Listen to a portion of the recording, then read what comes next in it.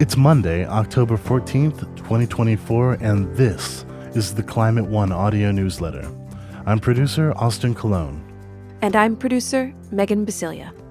If you haven't heard yet, our most recent episode asked the question, what if we get it right? In the face of hurricanes, wildfires, droughts, and other fossil-fueled disasters, it's easy to feel hopeless about the future of the climate. But marine biologist and co-author of the All We Can Save project, Dr. Ayanna Elizabeth Johnson, asks us instead to focus on the question, what if we get it right? Johnson's new book, also titled What If We Get It Right, features such climate luminaries as Third Act founder Bill McKibben and Earth Justice President Abigail Dillon, whom we also feature in this week's episode. In their different ways, they have all been at the forefront of enacting solutions at the nexus of science, policy, and justice.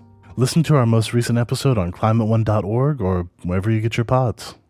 Speaking of a positive future, we have a very exciting event coming up. On December 9th, you can join us for a live recording at the Commonwealth Club with political scientist Leah Stokes, where she will be presented with the 2024 Stephen H. Schneider Award for Outstanding Climate Science Communication. Leah is an expert in climate and energy policy. As both an academic and a mobilizer, she focuses on implementing policies that drive widespread decarbonization. Her rare ability to communicate complex information to both academic audiences and the general public has established her as one of the most influential voices in climate action and clean energy policy.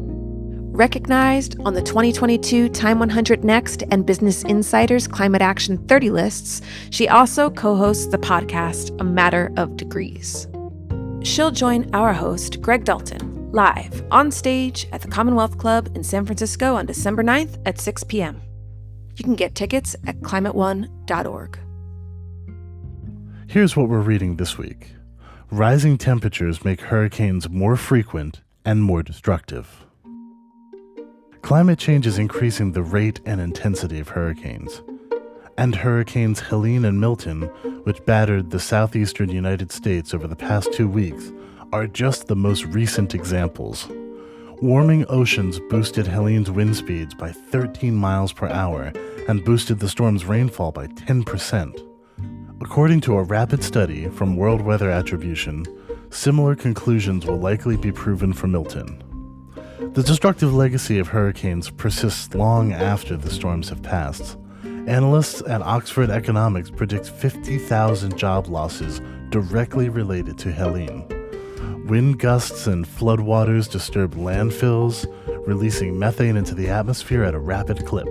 And because the U.S. federal government's fiscal year begins on October 1st each year, the two storms have already used up half of the Federal Emergency Management Agency's, or FEMA's, budget, leaving FEMA ill-equipped to respond to the myriad disasters sure to strike over the next 11 months. Rising temperatures and subsequent rapid intensification of hurricane strength has left the meteorological community divided. At present, the Saffir-Simpson hurricane scale tops out at Category 5, and that's reserved for storms with winds over 157 miles per hour. Milton, which peaked at 180 miles per hour, has renewed the calls from some scientists for the National Hurricane Center to add a sixth level. Opponents fear that a Category 6 would deter residents from heeding warnings about Category 3 storms, which are deadly in their own right. Opponents fear that a Category 6 would deter residents from heeding warnings about Category 3 storms, which are deadly in their own right. With communities as far inland as Appalachia, North Carolina, now at risk from hurricane-caused floods and storms, and temperatures continuing to rise, Milton is unlikely to be the last storm to ignite calls for a sixth level of intensity. Here are some other headlines we're keeping an eye on. From the New York Times, Supreme Court lets Biden plans on mercury and methane move forward. From the Wall Street Journal, renewables growth set to surge by 2030, but falls short of UN climate goal, IEA says. From Reuters, U.S. looks to resurrect more nuclear reactors. From Floodlight News, Black women are leading the fight against polluters in Louisiana, and they're winning. All right, let's connect the dots. In a recent column for Bloomberg, writer Laura Williams made a convincing case that the unfounded erosion of trust in climate scientists is preventing any reasonable evaluation of carbon removal.